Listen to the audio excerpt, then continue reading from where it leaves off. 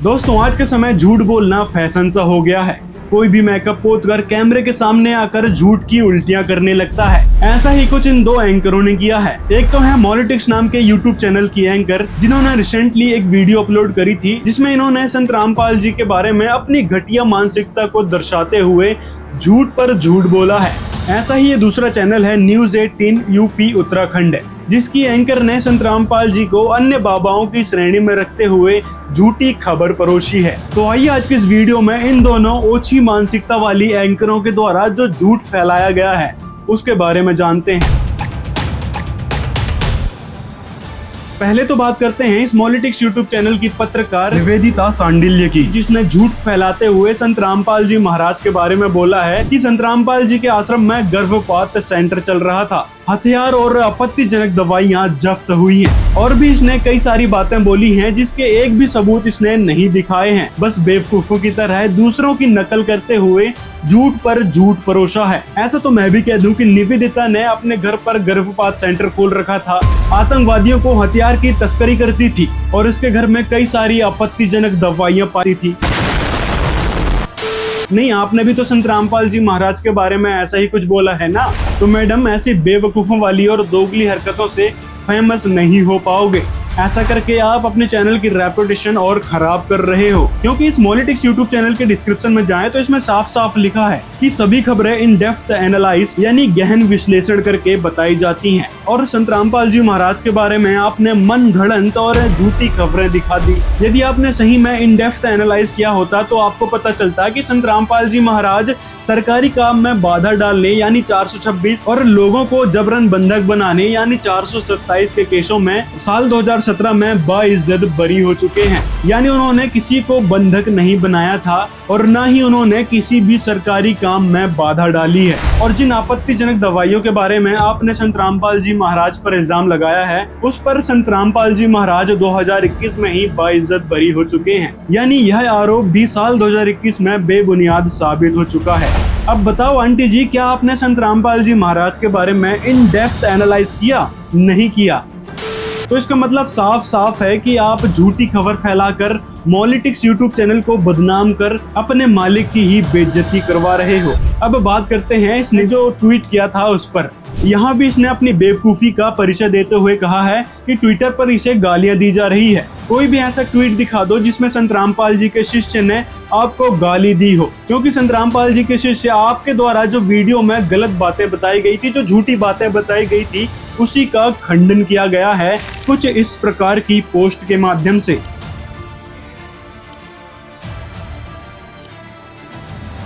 तो इसका मतलब साफ है कि आप अपने फॉलोवर्स से भी गद्दारी कर रहे हो, झूठ पर झूठ बोलकर। तो इस बात से भी आपकी परवरिश और घटिया मानसिकता पर सवाल खड़ा होता है। इसने इस ट्वीट में कुछ फोटोज चिपकाई हैं जो आज तक के आर्टिकल से ही ली गई हैं, जिसमें संत रामपाल जी महाराज पर यौन शोषण जैसे गंभीर आरोप लगाए गए थे।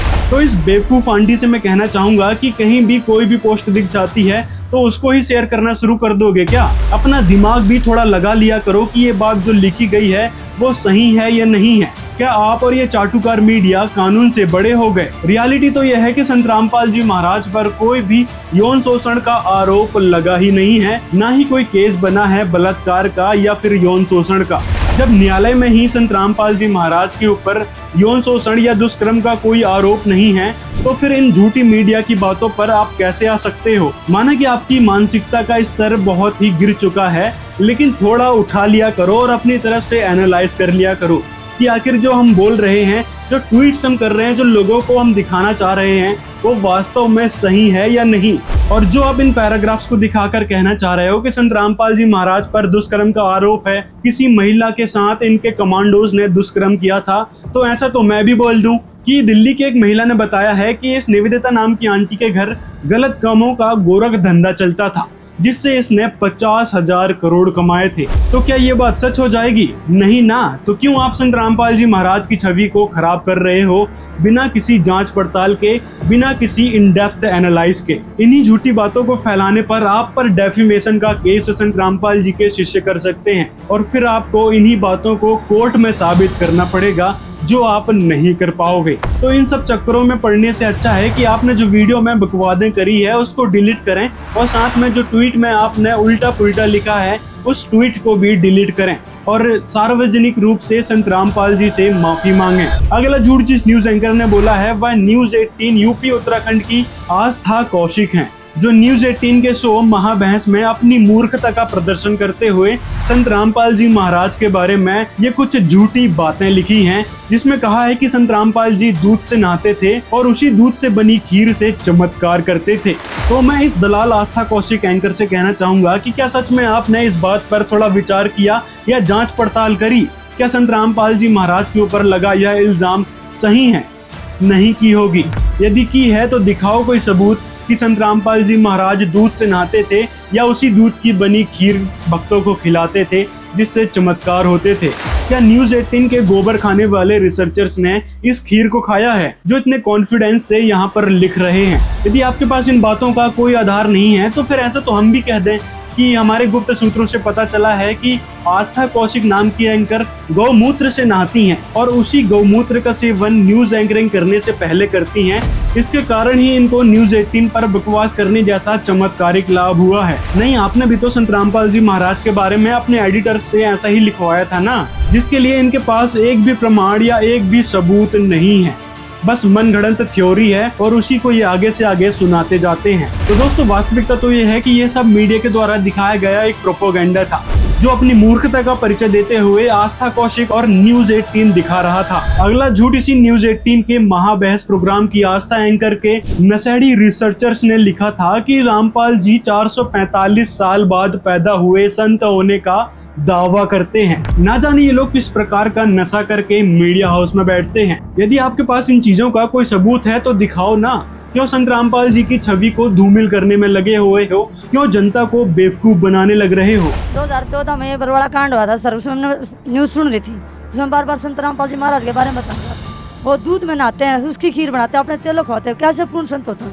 क्या पूर्ण संत हो सकते हैं? ये तो बात बिल्कुल सही है, मीडिया में चली थी ये खबर। ऐसा है जी, मीडिया तो कुछ भी चला दे। मीडिया तो कहते हैं भैंस के दो सींग की बजाय एक होता है, तो जनता मान थोड़ी लेगी। अब ये बहन जी भ्रमित हैं कि संत रामपाल जी दूध में नहाते थे। मैं इनसे पूछना चाहता हूँ कि कोई उसकी वीडियो फुटेज हो, कोई किसी ने फोटोग्राफी की हो, या कोई वहाँ पे आप कहते पाइपलाइन बिछी हुई थी जी, सुरंग के जरिए दूध जाता था, कोई उसकी फोटो आई हो।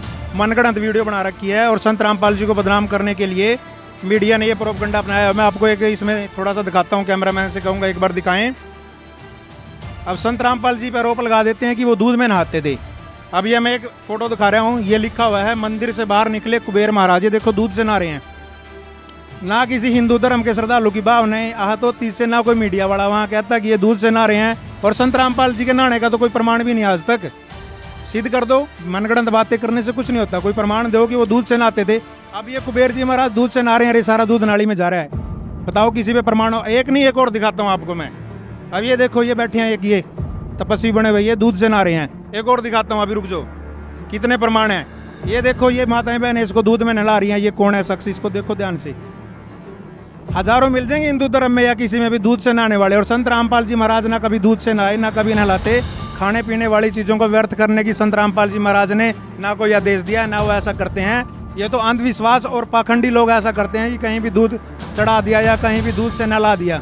अच्छा ठीक है, 2 मिनट। हाँ जी बताइए सर। ये ना मीडिया का प्रोपगेंडा है, ये आप मीडिया की जीता जागता प्रमाण देता हूँ। ये किसान आंदोलन था 2 साल पहले, किसानों को खालिस्तानी बता दिया था। ये मीडिया का ना आप लोगों की नहीं, ये गिरी हुई हरकतें हैं कि जो पहले उन किसानों को खालिस्तानी बता दिया, जब वो बाढ़ आती है या कहीं आपदाएं आती हैं वो किसान फिर वो अंधाता हो जाता है। ये मिथ्या कारण है और इन लोगों को शर्म आनी चाहिए। जनता को एक चौथा पिलर होता है न्यूज मीडिया, और ये मीडिया अपने स्तर से गिर चुका है। शर्म आनी चाहिए इनको भी। क्या बता रहे हैं, कम से कम जनता को सच्चाई तो दिखाएं। जनता जागरूक है, आज की डेट में सोशल मीडिया का प्लेटफॉर्म है, इसके ऊपर जाके खुद बंदा चेक कर सकता है। और जो मीडिया चैनल है इनको तो सतर बिल्कुल गिर चुका है। शर्म आनी चाहिए। हम आप लोगों से भी हाथ जोड़ के रिक्वेस्ट करते हैं, जो सच्चाई होती है वही दिखाएं जनता। हम तो सच्चाई दिखा रहे हैं यहाँ पे, पूर्ण संत की पहचान करवाने। जी बताइए पुरुषोत्तम दास। और ये मीडिया वालों ने फिर माफी भी मांगी जी। हमारे पास के प्रूफ हैं, जो आरोप सतगुरु के ऊपर लगाए थे जी, सब ने माफी मांगी। तो इसीलिए जनता इनको दलाल और भ्रष्ट मीडिया, यहाँ तक कि गोदी मीडिया का दर्जा दे चुकी है। संत रामपाल जी महाराज के शिष्यों का न्यूज 18 से सीधा कहना है कि इन झूठी बातों के लिए या तो आप संत रामपाल जी से माफी मांगो और इन सब बकवादों को डिलीट करो, और या फिर कानूनी कार्यवाही के लिए तैयार हो जाओ। तो दोस्तों, ये थी बिकाऊ दलाल और गोदी मीडिया और एंकरों की सच्चाई, जो चंद रुपयों के लिए खुद की बोली लगा बैठते हैं। तो दर्शकों, अंत में हम आपसे एक ही निवेदन करना चाहेंगे कि ऐसे भ्रष्ट मीडिया का बहिष्कार करें। साथ में इस वीडियो को इन न्यूज एंकरों और मीडिया हाउस तक जरूर शेयर करें। इंस्टाग्राम, ट्विटर पर इनको टैग जरूर करें।